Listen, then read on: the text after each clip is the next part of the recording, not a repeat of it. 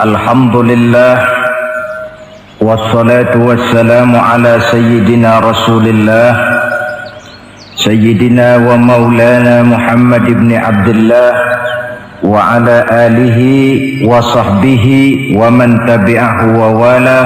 La hawla wa la quwwata illa billah. Subhanaka la ilma lana illa ma 'allamtana innaka antal alimul hakim. Wa la hawla wa la quwwata illa billahil aliyyil azim. Saudara-saudara hadirin yang berbahagia, salah satu nikmat yang diberikan Allah kepada kita di dalam kehidupan ini ialah bahwa Allah Subhanahu wa ta'ala telah menciptakan segala sesuatu serba berpasang-pasangan. Dalam surah Yasin ayat 36 dijelaskan, Subhanallazi khalaqal azwaja kullaha mimma tumbitul ard wa min anfusihim wa mimma la ya'lamun. Maha suci Allah yang telah menciptakan segala sesuatu itu serba berpasang-pasangan, dari apa yang tumbuh di permukaan bumi, apa yang ada di dalam diri mereka sendiri, dan apa-apa yang mereka tidak mengetahuinya. Demikianlah kita lihat siang berhadapan dengan malam, benar berhadapan dengan salah, dan laki-laki berhadapan dengan perempuan. Setelah Allah menciptakan segala sesuatu itu serba berpasang-pasangan, maka Allah menetapkan aturan permainan yang mengatur seluruh kehidupan makhluk yang serba berpasang-pasangan itu. Kita tentu maklum, apapun saja yang kita lakukan dan kita perbuat tanpa ada aturan akan berakhir dengan kekacauan. Cobalah kita bikin satu sekolah, buka satu sekolah, tidak usah pakai aturan, tentu kacau. Bikin organisasi tanpa memakai aturan, tentu kacau. Demikian daripada kehidupan ini, kalau tanpa ada aturan, tentu kekacauan yang akan timbul. Allah pencipta manusia. Allah tahu benar kemampuan maksimal manusia. Oleh sebab itu, aturan permainan yang diturunkan Allah tentu sesuai benar untuk manusia. Satu contoh kecil, pabrik mobil di Jerman bikin mobil namanya Mercy. Seiring dengan itu dia keluarkan buku petunjuknya. Mobil ini namanya Mercy, kecepatan maksimal sekian ratus kilometer per jam, daya angkut maksimal sekian ratus kilogram.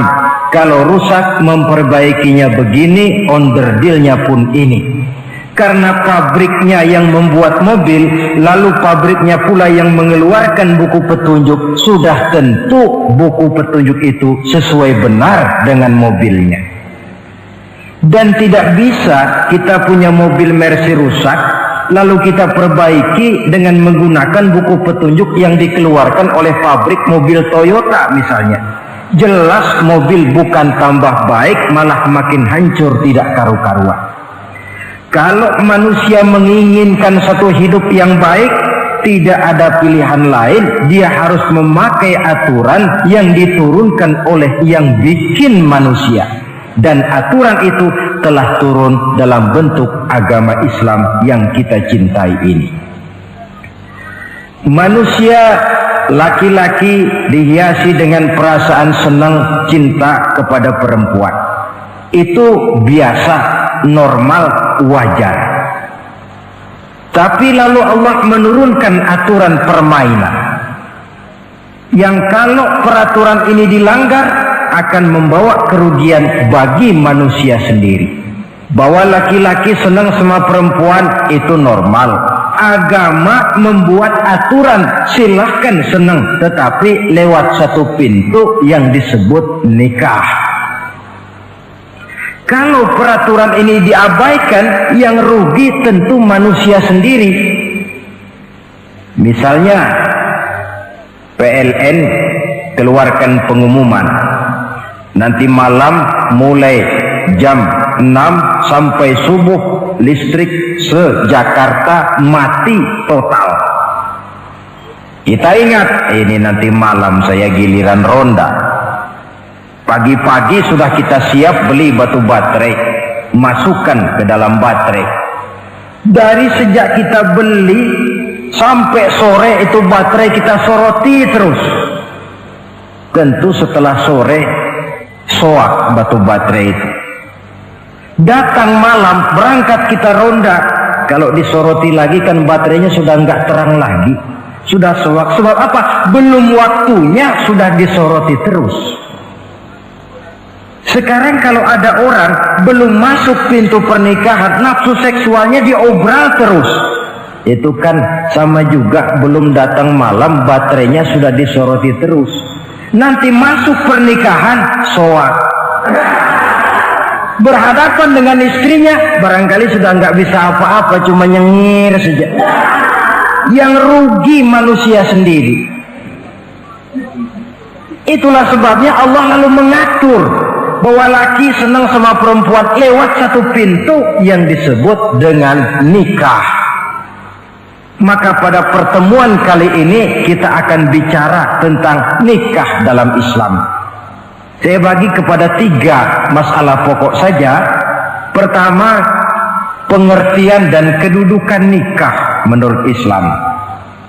Yang kedua, motivasi pernikahan. Karena apa orang itu seharusnya melakukan nikah. Dan yang ketiga, membina rumah tangga bahagia menurut contoh Rasulullah Sallallahu Alaihi Wasallam. Hadirin yang saya hormati, kita mulai dengan yang pertama, pengertian nikah. Dalam kehidupan sehari-hari ada 2 kata yang sering kita gunakan, kawin dan nikah. Kalimat kawin kelihatannya dipergunakan oleh semua makhluk hidup. Lain dengan nikah, ini hanya digunakan khusus untuk manusia muslim. Makanya kita sering dengar orang bilang kucing kawin, ayam kawin, kambing kawin, dan belum pernah kita dengar ada ayam nikah atau kucing nikah. Sebab apa? Nikah ini cuma dipakai oleh makhluk bernama manusia yang muslim. Apa pengertian nikah? Seorang tokoh, Abi Yahya Zakaria Al-Ansari, di dalam kitab Fathul Wahhabnya menjelaskan, an-nikahu aqdun yatadammanu ibahatal wat'i bilafzi inkahin au nahwihi. Nikah adalah akad, yaitu ijab dan qabul, yang akad ini menjamin dibolehkannya pergaulan bebas antara laki-laki dan perempuan. Jadi kalau sementara anak muda kita beranggapan bagaimana Islam ini kolot, masa laki-laki tidak boleh bergaul dengan perempuan, itu anggapan salah. Islam bukan saja tidak melarang, malah menganjurkan laki-laki bergaul dengan perempuan sebebas-bebasnya, sepanjang pergaulan itu bisa dipertanggungjawabkan baik menurut hukum negara, lebih-lebih menurut hukum agama. Coba orang kalau sudah akad, sudah ijab qabul, ada saksi, ada wali, selesai itu dia masuk ke dalam kamar berdua, bergaul di situ sebebas-bebasnya, itu saya kira 100% halal. Tidak perlu lagi orang curiga, tidak perlu lagi sembunyi-sembunyi. Kenapa? Ini bentuk pergaulan yang bisa dipertanggungjawabkan. Kalau tidak, dengan dalih new morality, kebudayaan modern, lalu melakukan yang disebut free love, free sex, common living, hidup bersama tanpa nikah alias kumpul kebo. Dan saya kira itu kebo cuma mewakili saja. Artinya begitulah kalau binatang itu kumpul, sebab kumpul kucing pun saya kira begitu, kumpul ayam pun begitu. Kebo cuma mewakili binatang dalam kalimat itu. Tengoklah berapa banyak sudah bayi-bayi yang lahir ke dunia ini tanpa tahu kemana dia harus memanggil bapak. Berapa banyak gadis-gadis bergelimpangan jadi korban dari orang-orang yang tidak bertanggung jawab. Itu semua merupakan ironi. Maka menjauhkan manusia dari aturan agama pada hakikatnya sama dengan usaha membinatangkan manusia. Bahkan kalau manusia sudah jauh dari aturan agama, sanggup berbuat lebih buas daripada binatang. Kita tahu yang namanya bajing itu makanannya cuma kelapa. Tapi bajingan itu bukan cuma kelapa, kabel telepon doyan kok bajingan itu. Jauh lebih buas daripada yang namanya binatang. Maka agama ini mengatur agar manusia sebagai makhluk yang mulia hidup secara mulia. Jangan manusia kita ini, binatang saja. Kalau saudara ada yang punya kucing di rumah,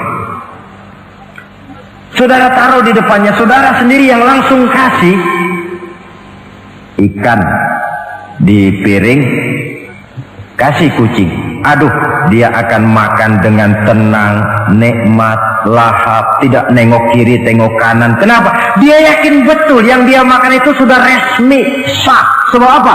Tuan rumah yang kasih.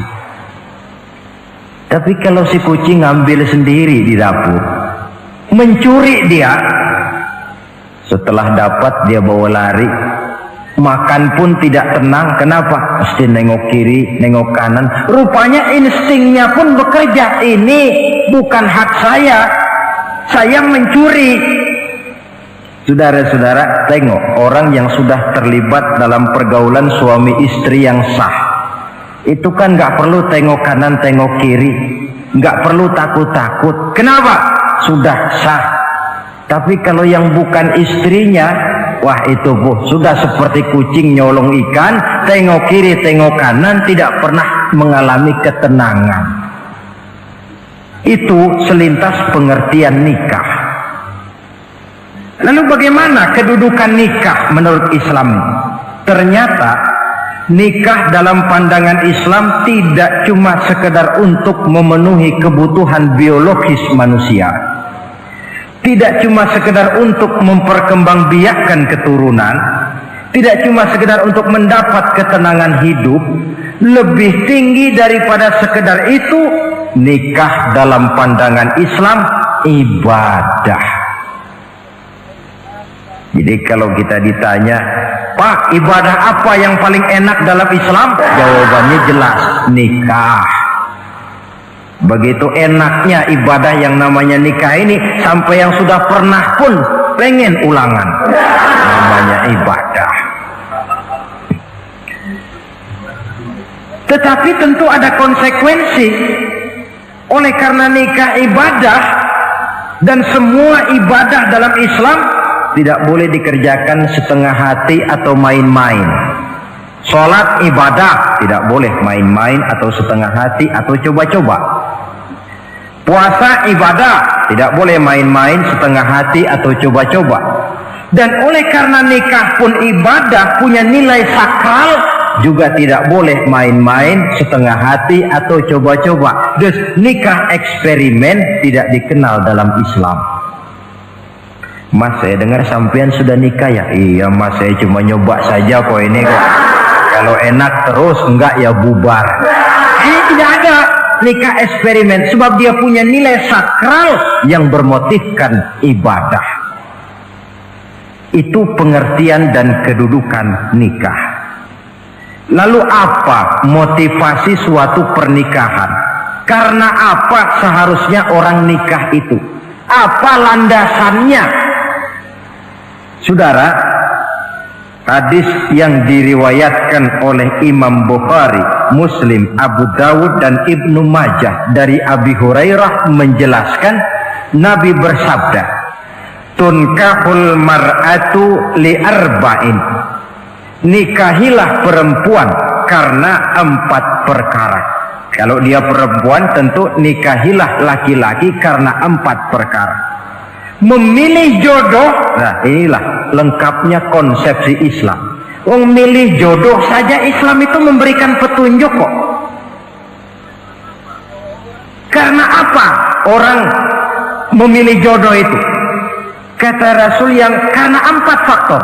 Pertama, lima liha, karena dia orang kaya, cari yang kaya. Yang kedua, lihasabiha, karena dia keturunan orang baik-baik, cari keturunan orang baik-baik. Yang ketiga, lijamaliha, karena dia cantik, cari yang cantik. Dan yang keempat, lidiniha, karena dia orang taat beragama, cari orang yang taat beragama. Kalau berkumpul keempat-empatnya, rasanya surga dunia sudah. Coba lihat, suami mana sih yang tidak bangga punya istri cantik, kaya, keturunan orang baik-baik, lalu taat beragama? Atau istri mana sih yang tidak bangga punya suami ganteng, kaya, keturunan orang baik-baik, dan taat pula beragama? Tapi kan terus terang yang kumpul keempat-empatnya kan boleh dibilang jenis makhluk langka ini. Sulit. Kadang-kadang cantik, kaya, akhlaknya kayak setan. Ada saja kurangnya. Oleh karena ada saja kurangnya, lalu Nabi memberikan stressing, penekanan. Fazfar bizatiddin taribat iyadah. Pilih orang yang taat melaksanakan agama, niscaya hidupmu akan berkah. Jadi motivasi suatu pernikahan hendaknya agama. Apa rahasianya? Mari kita lihat. Kalau orang memilih pasangan karena rupa yang cantik semata-mata, silakan, tapi jangan jadi motivasi utama.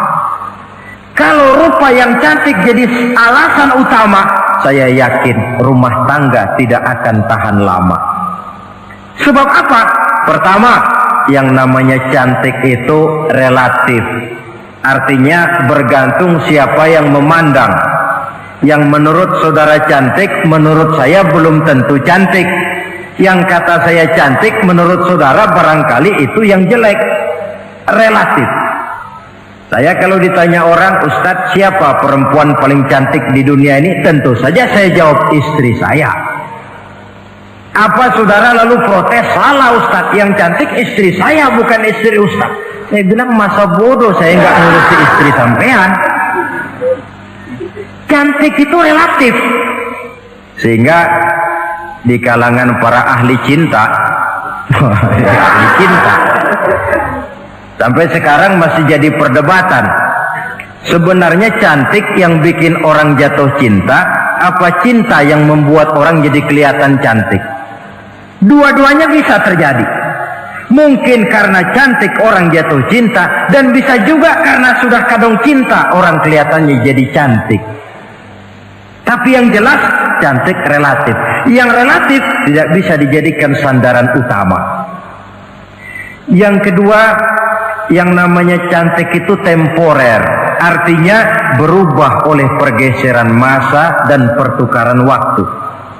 Sekarang dia cantik, of course, sedang sweet 17-an, sedang honeymoon, sedang bulan madu, sedang pengantin baru, tentu saja cantik.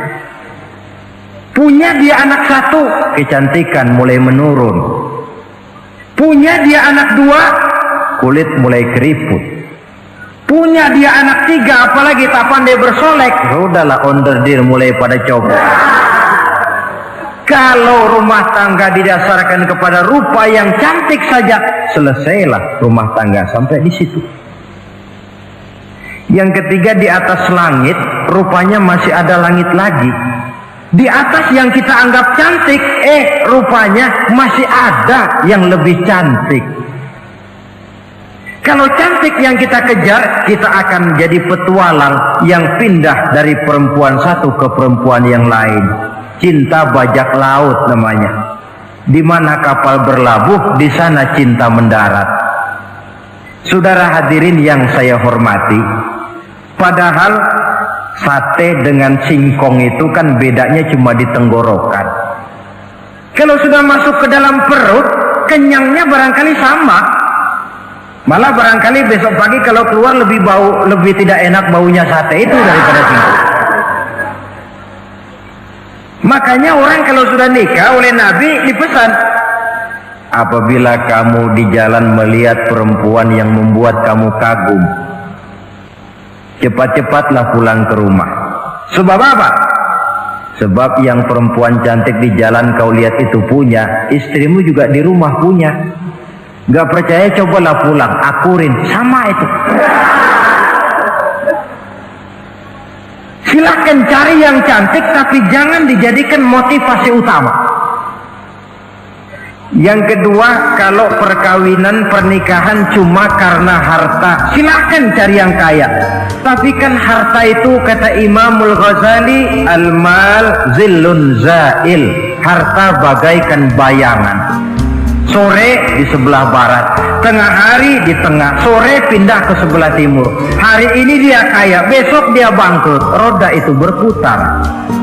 Kalau harta dijadikan pilihan utama, boleh jadi dalam hidup berumah tangga ada pepatah, ada uang abang disayang, tidak ada uang abang melayang.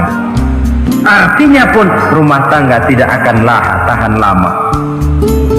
Yang ketiga, kalau karena keturunan, persilahkan cari keturunan yang baik-baik. Namun toh pada akhirnya orang diajarkan bahwa kita ini mau besar atau tidak, bukan dengan jalan menyempeng kepada kebesaran orang lain, tetapi ditentukan oleh kepribadian kita sendiri. Sekarang kalau karena agama, Nabi berikan penekanan fazfar bizatid din taribat yadak. Pilih orang yang taat beragama, niscaya hidupmu akan beruntung. Apa rahasianya? Tidak lain rumah tangga Rasulullah Sallallahu Alaihi Wasallam. Yang ini artinya kita sudah masuk kepada bagian ketiga, bagaimana membina rumah tangga bahagia menurut contoh baginda Nabi. Saudara, bagaimana sih rumah tangga Rasul itu? Kelihatan dari dua ucapannya, pendek, singkat, tapi punya pengertian filosofis yang mendalam. Dua kalimat saja beliau bilang tentang rumah tangganya, yaitu baiti jannati, rumah tanggaku laksana surga bagiku. Bayangkan kalau seorang suami sudah mampu berkata macam begitu, bahagia hidupnya. Ini barangkali tantangan buat kita semua. Mampukah kita di rumah tangga berkata semacam perkataan beliau tadi? Baiti jannati, rumah tanggaku laksana surga bagiku. Padahal dari sejarah kita baca, Rasul itu rumahnya kecil, tidurnya di atas pelepah daun korma, sampai berbekas di pipinya. Sarapan paginya seteguk zam-zam, sepotong roti, kadang-kadang 3 butir korma. Tempat tidurnya bukan alga spring bed atau Dunlop pillow macam kita punya. Di rumahnya tidak ada mebel spaghetti model yang lagi ngetop-ngetopnya. Entar di tengah rumah macam itu, beliau sanggup berkata, baiti jannati. Kenapa kita yang hidup di zaman di mana fasilitas mestinya lebih menunjang, kok malah banyak yang berkata sebaliknya? Baiti nari, rumah tanggaku laksana neraka bagiku. Padahal dilihat dari segi materi, rumahnya bertingkat, mobilnya serba berkilat, uangnya banyak berlipat-lipat, istri pun cantik memikat, kadangkala boleh jadi jumlahnya 4. Tapi tiap hari kiamat. Kenapa ini? Marilah kita lihat. Ternyata rumah tangga Rasul itu motivasinya tidak lain agama. Agama menuntun suami dan istri masing-masing untuk tahu kewajiban dan tahu haknya. Kalau kewajiban sudah dilaksanakan, lalu hak diberikan, akan timbul pengertian, understanding. Kalau sudah ada saling pengertian, akan timbul ketenangan, feeling of security. Dan ketenangan tangga utama untuk mencapai yang disebut bahagia. Itu sebabnya hakikatnya membicarakan rumah tangga yang berdasarkan agama tidak lain adalah bagaimana seharusnya seorang suami melaksanakan kewajibannya dan seorang istri melaksanakan tugasnya. Artinya kewajiban suami itu apa? Kewajiban istri itu apa? Kewajiban istri hak suami, kewajiban suami hak untuk istrinya menurut tuntunan dan tuntutan agama. Saudara hadirin, menurut hadis riwayat Abu Dawud dari Muawiyah bin Haidah, satu hari Rasul ditanya, "Ya Rasul, apa sih hak istri-istri kami ini? Artinya kewajiban kami sebagai suami ini apa?" Rasul menjawab, pertama, antat'amaha iza ta'imta, kau beri istrimu makan sebagaimana engkau makan, kewajiban. Tetapi seorang istri pun kalau sudah diberikan nafkah oleh suaminya untuk mengatur makanan, dia harus pandai mengaturnya dengan sebaik-baiknya. Menu yang teratur, gizi yang lengkap, dan saya kira yang namanya 4 sehat 5 sempurna itu kan tidak berarti bahwa hidup ini harus serba mewah, tidak. Yang penting ada variasi sehingga tidak merangsang suami untuk makan di luar. Jangan misalnya tahu suaminya senang jengkol lalu tiap hari saja jengkol, itu kan bisa kejengkolan suami. Dengan demikian, masalah yang kelihatannya sepele tetapi yang sebenarnya bisa menjaga keharmonisan atau malah keretakan rumah tangga harus kita perhatikan dengan sebaik-baiknya. Suami memberikan nafkah, dari jumlah itu 60% lari ke kredit, 40% lari ke dapur. Tentu pada akhirnya sang suami akan merasa curiga, padahal barangkali istrinya pun berniat baik, cuma hanya tidak ada keterbukaan di dalam mengurus masalah-masalah yang berhubungan dengan dapur. Inilah kewajiban yang pertama dari seorang suami, kewajiban yang menyangkut masalah pangan. Lalu yang kedua, wa taksuwaha izaktasaita, engkau beri istrimu pakaian sebagaimana engkau berpakaian.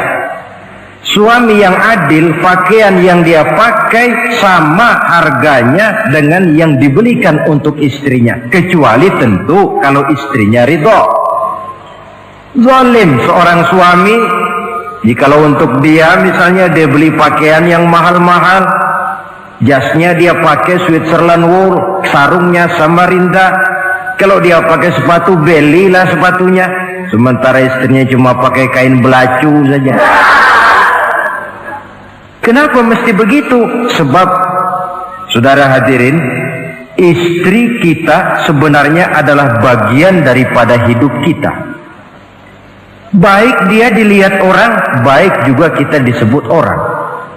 Jelek dia dipandang orang, tentu jelek juga nama kita disebut orang.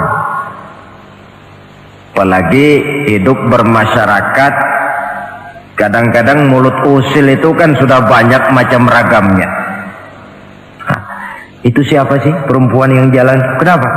Itu pakaian yang tidak dipakai sih tidak mahal, cuma pakaiannya serasi, pantas, enak dilihat. Oh, terang saja dia kan istrinya si Miun. Nah, Miun yang sedang tidur barangkali tidak tahu apa-apa mendapat sebutan baik. Cobalah kalau istri kita semaunya saja, orang akan bilang, ah itu perempuan, kenapa saya gerah melihatnya, mau ke pasar cuma pakai kutang saja. Tentu suami pun akan mendapat sebutan yang tidak baik.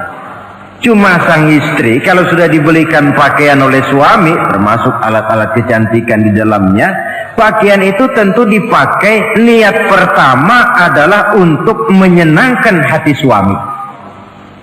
Seorang istri yang memakai bedak untuk menyenangkan suami, misalnya tiap polesan bedak ada pahalanya. Dia pakai lipstik untuk menyenangkan hati suaminya, tiap goresan lipstik ada pahalanya, bernilai ibadah. Ini kewajiban yang kedua. Yang ketiga, wala tadribil wajha. Kalau marah jangan memukul muka. Maksudnya apa ini? Kewajiban memberikan perlindungan, sehingga si istri merasa ada tempat dia mengadu, ada tempat dia melarikan persoalan, ada tempat dia bergantung. Kalau marah jangan memukul muka, dan memukul itu pun upaya terakhir. Kalau tidak bisa dengan kata yang lemah lembut, agak sedikit keras katanya. Kalau dengan kata yang keras tidak juga bisa, pisah tempat tidur. Kalau memang tidak bisa juga dengan pukulan yang tujuannya bukan untuk menyakiti tetapi untuk mendidik. Allah tadribal wajha. Kalau marah jangan memukul muka, dan memukul pun bukan jalan pertama tapi upaya terakhir, dengan tujuan bukan untuk menyakiti tapi untuk mendidik sang istri. Kewajiban untuk memberikan perlindungan. Yang keempat, wala tuqabbih. Jangan memburuk-burukan istrinya. Kewajiban menjaga nama baik. Sebab apa? Dalam satu bahasa yang indah, Al-Quran menjelaskan bahwa suami istri itu laksana pakaian. Hunna libasul lakum wa antum libasun lahunna. Istri pakaian untuk suami, suami pakaian untuk istri. Lihatlah alangkah indah gaya bahasa Al-Quran ini. Diibaratkannya suami istri seperti pakaian. Apa fungsi pakaian? Pertama, pakaian itu kan jadi kebanggaan. Saya bangga memakai baju seperti ini, saudara bangga memakai baju yang saudara pakai. Artinya seorang suami harus berusaha menjadi suami kebanggaan istri, dan seorang istri pun harus berusaha menjadi istri yang dibanggakan oleh suaminya. Jangan yang malah kemudian disesali. Itu kan kalau sudah marah orang kadang-kadang ucapannya nggak terkontrol. Istri marah sama suami, bang, nyesel gue punya laki kemarin. Sudah hilang lagi kebanggaan. Kalau kebanggaan hilang, wibawa pun hilang. Kalau wibawa sudah hilang, maka rumah tangga sudah sulit untuk dipertahankan. Yang kedua, yang namanya pakaian itu kan menutup aurat. Itu tujuan pakaian yang terpenting. Artinya di sini, kalau seorang istri mempunyai kekurangan, suamilah yang menutupi. Kalau seorang suami mempunyai kekurangan, istri juga harus berusaha menutupi. Jangan kekurangan suami diceritakan di pasar umum, atau kekurangan istri dibuka di mana-mana. Itu namanya suami istri tidak berfungsi sebagai pakaian, malah justru saling membuka aurat masing-masing. Iyalah kadang-kadang penyakit ini.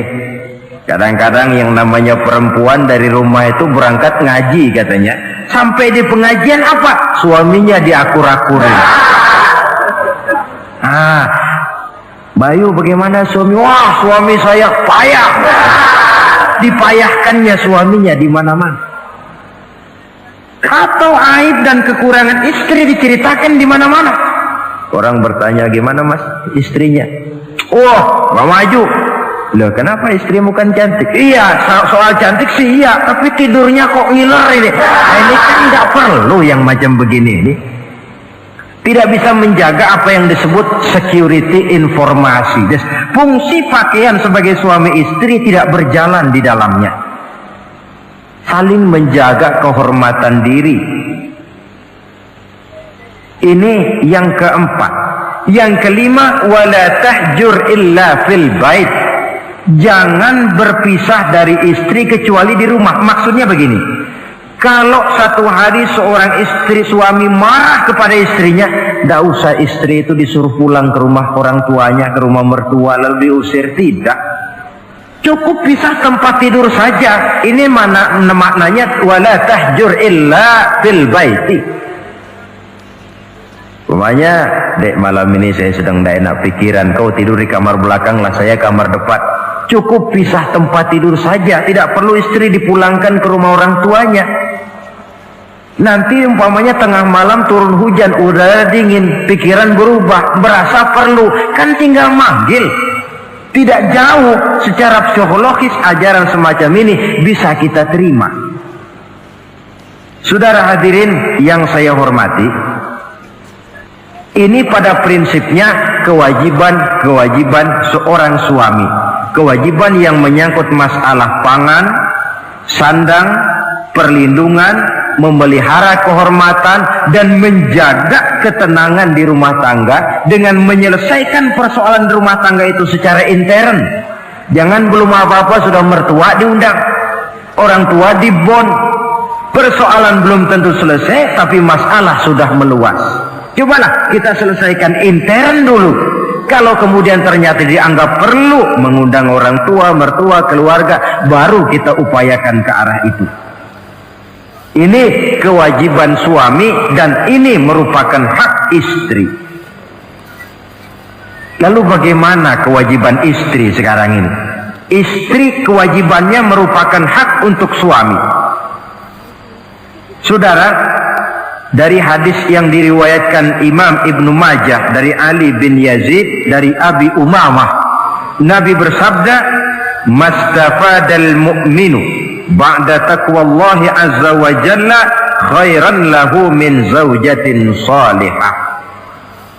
Bagi seorang mukmin, sesudah dia mempunyai sifat takwa kepada Allah, tidak ada yang lebih membawa manfaat selain daripada istri yang solehah. Istri solehah itu yang bagaimana? Yang hidup mampu melaksanakan kewajibannya. Apa kewajibannya? Kata Nabi, pertama, in amaroha ata'athu. Kalau diperintah, dia taat. Kewajiban istri yang pertama, taat kepada suaminya.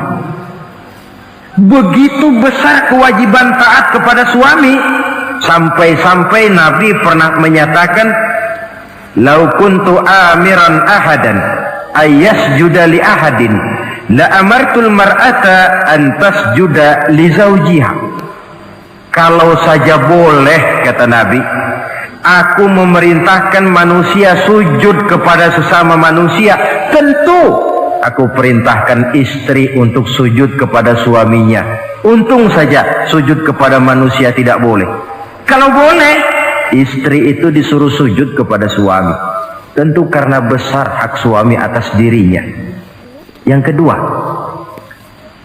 ibadah sunnah tidak mendapat izin suami juga bukan saja tidak berpahala, malah berdosa. Umpamanya, pengantin baru, si istri kebetulan santri, malam minggu pesta, besoknya hari Senin, si istri sudah kadang biasa hidup sebagai santri, hari Senin puasa sunnah. Dia bilang sama suaminya, "Bang, besok saya mau puasa sunnah nih, hari Senin." Kata suaminya, "Kalau kau puasa juga kau kejam. Lalu kau puasa, aku disuruh ngapain?" Tidak diizinkan oleh suami, dia puasa juga. Bukan saja tidak mendapat pahala, malah berdosa. Sampai amalan yang sunnah pun tidak diizinkan oleh suami, berdosa. Apalagi amalan yang mubah, apalagi amalan yang tidak ada dasar hukumnya, perintahnya. Sepanjang perintah suami tidak untuk maksiat kepada Allah, istri wajib untuk taat.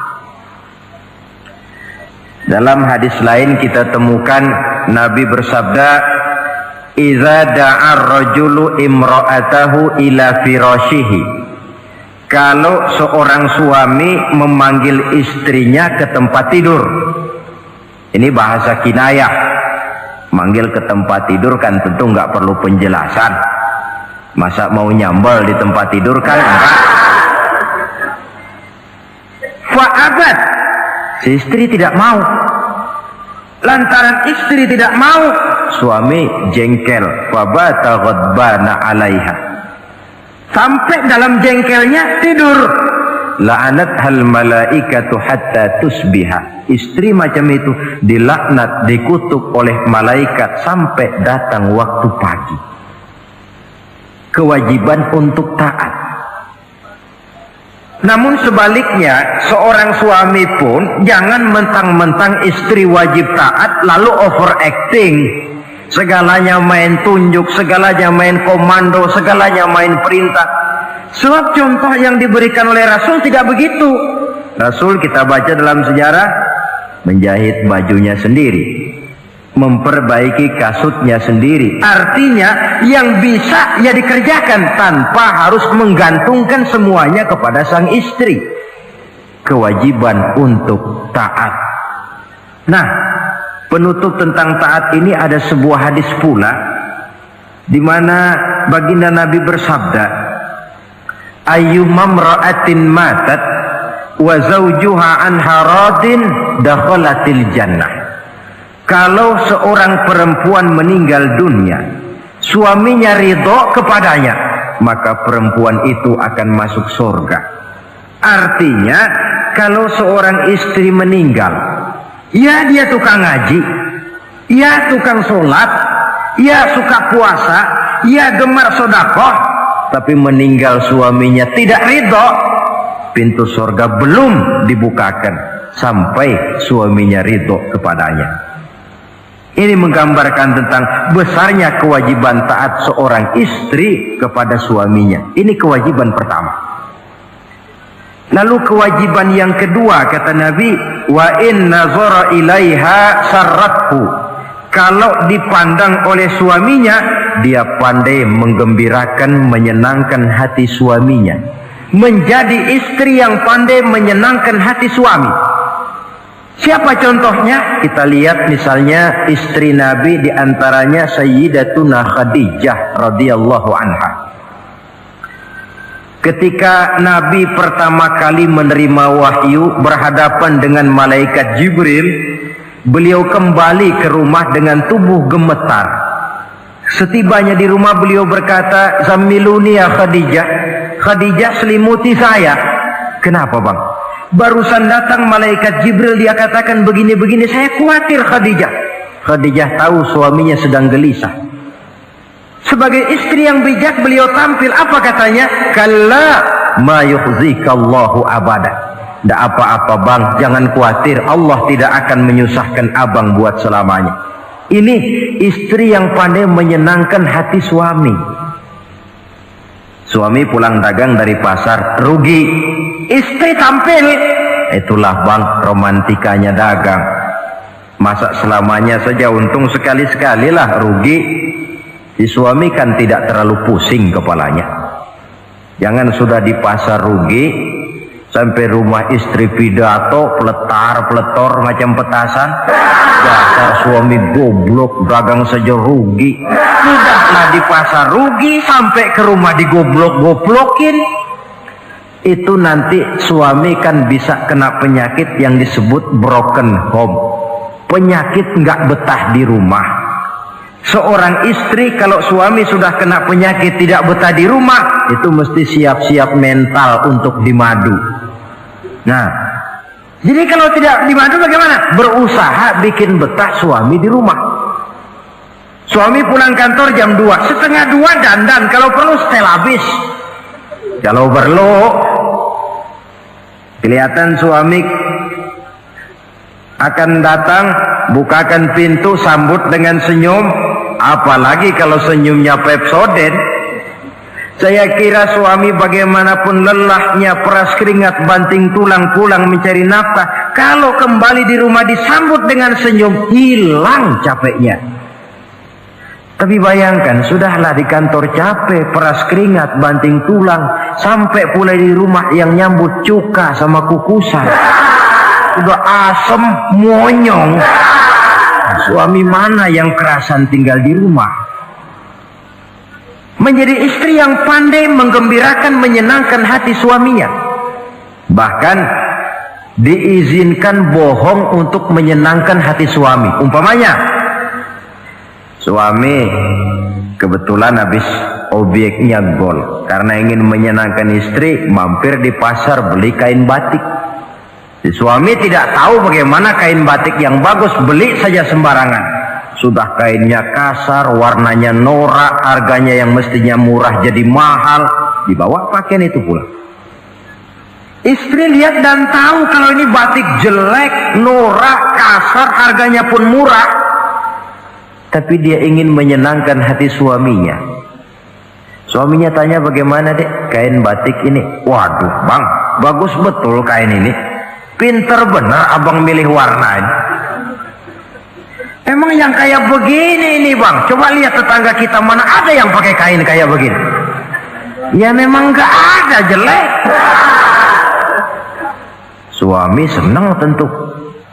Lalu kain itu oleh istrinya, ngaji dipakai, keundangan dipakai, tidur dipakai, masak dipakai, nyuci pun dipakai. Suami makin bangga, wah kain yang saya beliin dipakai terus ini. Lain pula istrinya, dalam hati dia berpikir, biarin deh gue pakai terus biar cepat hancur, nggak ada urusan. Coba kalau waktu itu si istri jujur, dasar laki goblok, beli kain kayak begini, sono pulangin. Mungkin suami yang sudah payah-payah mau menyenangkan hati istrinya malah berbalik pikirannya. Saudara hadirin, ini kelihatannya penting untuk menjaga suasana keharmonisan di dalam kehidupan berumah tangga. Begitu pula pengertian seorang suami. Rasul pernah pulang dari masjid agak larut malam, rupanya banyak orang bertanya. Ketuk pintu, assalamualaikum, sampai 3 kali tidak dibukakan pintu. Rupanya Aisyah lelap benar tidurnya. Rasul sadar beliau pulang kemalaman dan tahu istrinya capek bekerja di waktu siang. Asyraful anbiya wal mursalin ini menghormati istrinya. Salam 3 kali tak dibukakan pintu, bukan marah, malah gelar sorban di depan pintu. Di situ beliau tidur. Tengah malam Aisyah mau sholat, buka pintu, terkejut lihat suaminya tidur di depan pintu. Dibangunkan. Begitu dibangunkan, Rasul lebih dahulu berkata, Aisyah, maafkan saya pulang terlambat memang sebab banyak yang bertanya di masjid. Sudahlah tidur di depan pintu, begitu dibukakan beliau dulu yang minta maaf. Sulit jadi suami semacam ini. Yang enak kalau sudah nggak dibukain pintu, istri kepulesan, lalu sekali buka pintu kan yang enak kita tunjuk jidatnya, lo tidur kayak kebo ya. Saudara hadirin, menjadi istri yang pandai menyenangkan hati suaminya. Sebab tidak ada seorang suami bisa sukses baik di medan tugas, di masyarakat, di kantor, di toko, di tempat manapun kalau tidak ditunjang oleh peran serta dari para istrinya. Karena itulah perempuan walaupun peranannya tidak begitu kelihatan, sebenarnya sangat menentukan. Seorang suami yang jujur, polos, lugu, sederhana, sanggup menjadi koruptor ulung karena didorong-dorong oleh istrinya. Merangsang ketamakan suami. Istri dibakar oleh tetangganya. Bang, kenapa? Kau kan di kantor kepala bagian. Lalu, tangga kita pegawai kecil saja bang, tapi coba lihat istrinya kalau pakai gelang kayak pelek beca bang gelangnya. Kau kepala bagian gak bisa beliin saya macam gitu, kepala bagian goblok. Lalu bagaimana bu, gaji saya kan sudah jelas segitu. Iya, kamu kan kepala bagian. Apaan kayak di kantor sabet. Kalau sudah main sabut-sabutan begini, sudah merangsang suami untuk berbuat yang tidak baik. Kecil, tidak begitu kelihatan, tapi sangat menentukan. Istri yang soleh, yang bisa melaksanakan kewajibannya, yaitu pandai menyenangkan hati suaminya. Ini kewajiban istri yang kedua. Yang ketiga, wa in aqsama alaihi abarrathu. Kalau suami memberikan sesuatu, dia pandai berbakti, menjadi istri yang pandai bersyukur kepada suami. Kita ingat ketika pulang Mi'raj kan Rasul bercerita, saya dalam perjalanan itu diperlihatkan neraka, kata Rasul. Saya lihat kok isinya kok lebih banyak perempuan daripada laki-laki. Nah, sahabat heran, ya Rasul, lebih banyak perempuan? Iya. Apa mereka tidak sholat? Sholat. Apa mereka tidak pernah hadir di majelis taklim? Oh, rajinan dia sama suaminya. Ada apa? Tidak pernah baca Quran? Rajin. Lalu kenapa kok isinya kebagian besar perempuan? Rasul menjawab, hunna yakfurnal asir. Mereka umumnya tidak pandai bersyukur kepada suaminya. Hujan panas setahun dibalas dengan hujan sehari. Kalau suaminya sedikit salah, sudah kehilangan pertimbangan, tertutup seluruh kebaikannya. Yang kelihatan cuma salahnya saja. Maka sebaiknya di dalam hidup berumah tangga, baik suami maupun istri itu masing-masing sedia timbangan. Kalau satu saat suami salah, istri ambil timbangan. Timbang, suami saya salahnya ini, jasanya ini. Bertahun-tahun dia hidup mencari nafkah buat saya, membelikan pakaian untuk saya, mencarikan makan untuk saya. Salahnya ini. Timbang, mana lebih banyak salahnya atau benarnya? Dengan demikian kita akan bisa menghasilkan keputusan objektif. Giliran istri yang salah, suami yang ambil timbangan, ukur mana lebih banyak baiknya atau salahnya. Kalau tiap kita masing-masing punya timbangan, insya Allah nilai-nilai objektif dari suatu pertimbangan akan bisa kita temukan dalam mengambil keputusan. Istri yang pandai berbakti membalas budi daripada suaminya. Kewajiban yang keempat dari seorang istri, wa in ghaba anhu nasahathu fi nafsiha wa malihi.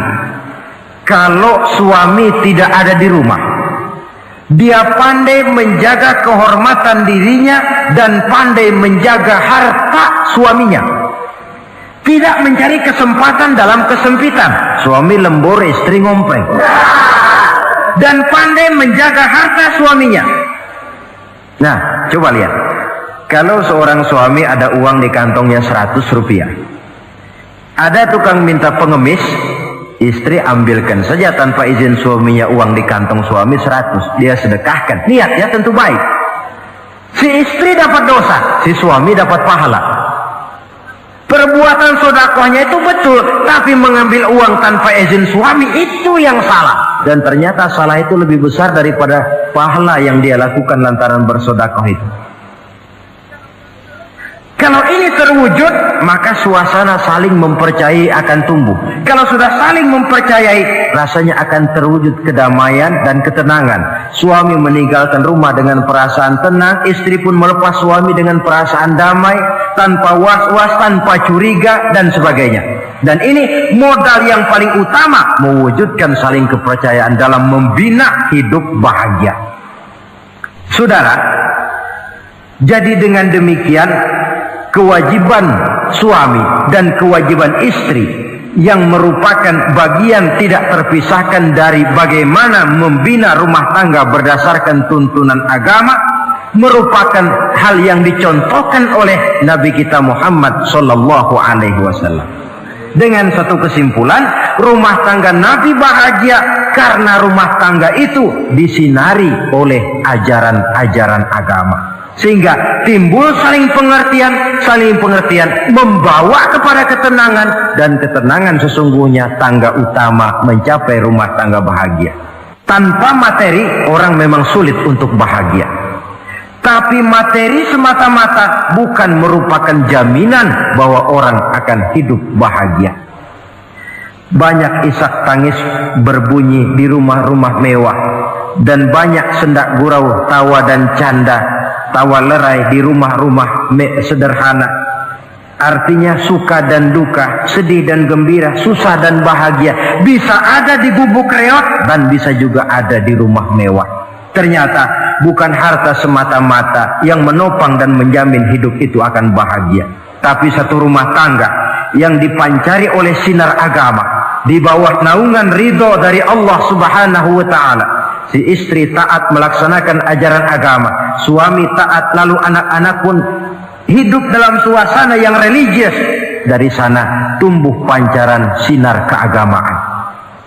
Irama agama mengalun dalam kehidupan rumah tangga kita. Berfungsilah dengan demikian rumah tangga sebagai tempat di mana kita mengamalkan ajaran agama kita. Alangkah nikmat satu rumah tangga. Istri ahli ibadah, suami pun ahli ibadah, anak-anak pun terbiasa oleh lingkungan untuk hidup melaksanakan suatu ibadah. Dan keberhasilan di rumah tangga awal untuk menuju keberhasilan di masyarakat, di tempat tugas, dan di tempat-tempat lainnya. Sebaliknya, kehancuran rumah tangga akan selalu menjadi awal kehancuran karir di masyarakat, di tempat kerja, dan di tempat-tempat lainnya.